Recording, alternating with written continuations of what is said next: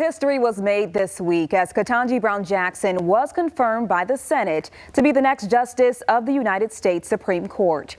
Judge Jackson will be the first black woman to serve on the high court. It's a landmark appointment that's inspiring other women of color pursuing careers in law. That's including two right here in West Michigan. Accompanied by the Vice President of the United States and Judge Ketanji Brown Jackson.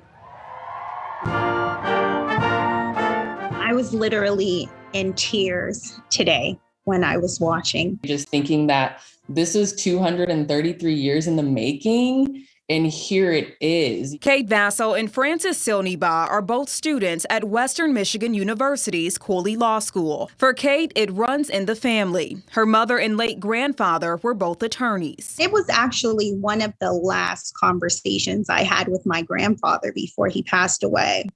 I told him what I was going to do. I was towards the end of my bachelor's degree, and I told him what I was going to go to law school. And for Frances, she's dreamed of being a lawyer since she was a child, instilled in her by her parents who were immigrants and encouraged her to pursue something meaningful. That dream was solidified during a summer of protests. And I participated in the protests after George Floyd. And that was when it clicked for me that I could really help people who are not always supported by the criminal justice system. Seeing the moment the first black woman, Judge Ketanji Brown Jackson, was confirmed to the U.S. Supreme Court made them both realize anything is possible. We got a lot of folks who've been told that they can't do stuff.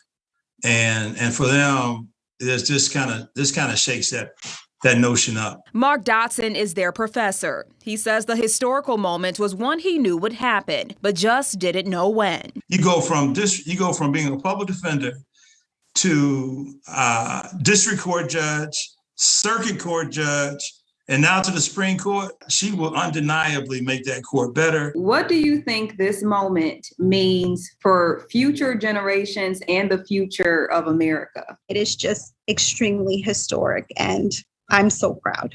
I'm so proud of America, the country that I fought for 11 years in the military. This is what I fought for. I don't think I've ever been more proud to be a Black woman than I have felt yesterday and today. I'm just so overjoyed.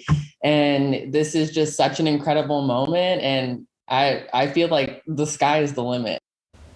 Well, Frances hopes to play a role in reformative justice, while Kate has dreams of being a Supreme Court justice, just like Ketanji Brown Jackson.